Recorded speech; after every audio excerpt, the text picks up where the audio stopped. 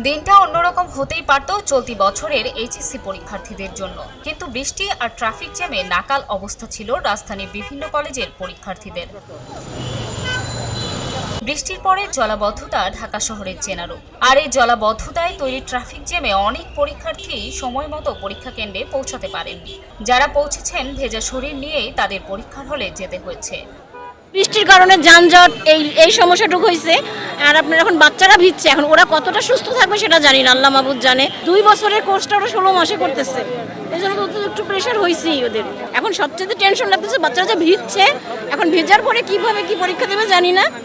সামনে পরীক্ষা আছে, সামনে পরীক্ষায় বাচ্চারা কতটা সুস্থ থাকবে কতটা না থাকবে, কিন্তু আমার সরকারের কাছে শুধু এইটুকুই আবেদন যে বাচ্চাদের খেয়াল রেখে তারপরে পরীক্ষাগুলো আগানো। পরিবেশের অবস্থা এত খারাপ, একদিকে বৃষ্টি, তারপর রাস্তায় জ্যাম, এই শিক্ষার্থীরা ভিজে হলে গেছে এবং এই হলে গিয়ে তারা যে সুস্থভাবে পরীক্ষা দিতে পারবে কিনা এখন এইটাই নিয়েই আমরা অভিভাবকরা শঙ্কিত।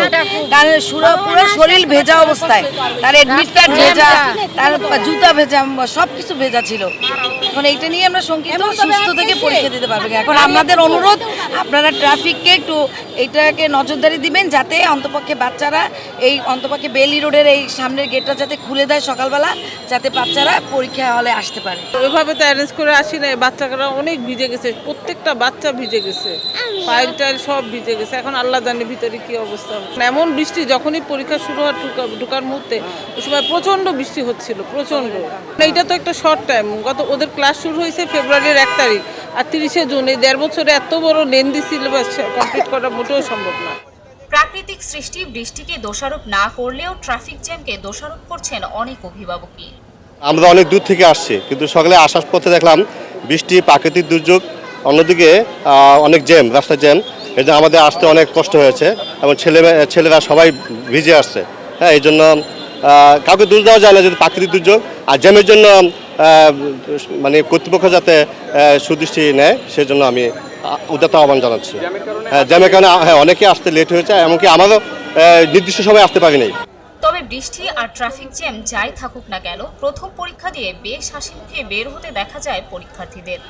আলহামদুলিল্লাহ আমাদের পরীক্ষা মোটামুটি ভালো হয়েছে। যা প্রশ্ন পেয়েছি আলহামদুলিল্লাহ প্রিপারেশনের ভিতরে ছিল, এবং প্রশ্নের মানগুলো দেখে যা বুঝতে পারলাম আমাদের প্রিপারেশন অনুযায়ী প্রশ্নের মানগুলো অনেক ভালো করছে। আশা করি যদি প্রাকৃতিক দুর্যোগ অথবা না আসে, এবং ঢাকার যে বাস্তবতা, জ্যাম, অনেকের লেট হয়েছে, অনেকে 15 মিনিট আগে, অনেকে 5 মিনিট আগে এভাবে আসতে পেরেছি। যদি এসব সমস্যা না হতো, আশা করি অনেকে মেন্টালিভাবে প্রিপেয়ার্ড হয়ে সবাই যদি আসে, তাহলে আশা করি পরীক্ষাটা অনেক ভালো হবে। প্রশ্ন মোটামুটি যেরকম স্ট্যান্ডার্ড হয় সেরকমই হয়েছে, বরাবর যেরকম হয়। পরীক্ষা মোটামুটি ভালোই হয়েছে।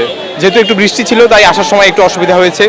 যদি টাইমটা ঠিক থাকতো, জুন জুলাই মাস না হতো, প্রপার টাইমে পরীক্ষাটা হতো, তাহলে হয়তো আরও বেশি ভালো হতো। আলহামদুলিল্লাহ পরীক্ষা অনেক ভালো হয়েছে, কোশ্চেন স্ট্যান্ডার্ড হয়েছে, আল্লাহর রহমতে লেখে শেষ করতে পারছি আলহামদুলিল্লাহ। আলহামদুলিল্লাহ আল্লাহর অশেষ কৃপায় আমাদের পরীক্ষা অনেক ভালো হয়েছে। বাট এই রাস্তাটা জ্যামের কারণে আর কি, রাস্তাঘাটের যানজটের কারণে আমাদের পরীক্ষা অনেক বিঘ্নিত হচ্ছে। এত সাউন্ড, আমাদের মনোসংযোগ নষ্ট হচ্ছে। আমরা চাই রাস্তাটা যাতে পরীক্ষার সময় একটু নিয়ন্ত্রণ করা হয়। সিলেট ছাড়া দেশের 10টি শিক্ষা বোর্ডের 13,68,337 শিক্ষার্থী এবছর পরীক্ষায় বসেছেন। প্রথম দিন সকাল 10টায় বাংলা প্রথম পত্রের মাধ্যমে পরীক্ষা শুরু হয়। এবার পরীক্ষার্থীদের ছাত্র 7,50,281 জন এবং ছাত্রী 7,05,09 জন। বন্যা পরিস্থিতির কারণে সিলেট বিভাগের এইচএসসি ও সমমানের পরীক্ষা আগামী 8 জুলাই পর্যন্ত স্থগিত করা হয়েছে। পরদিন 9 জুলাই পর্যন্ত বোর্ডের 82,417 জন শিক্ষার্থী এইচএসসি পরীক্ষায় বসবে।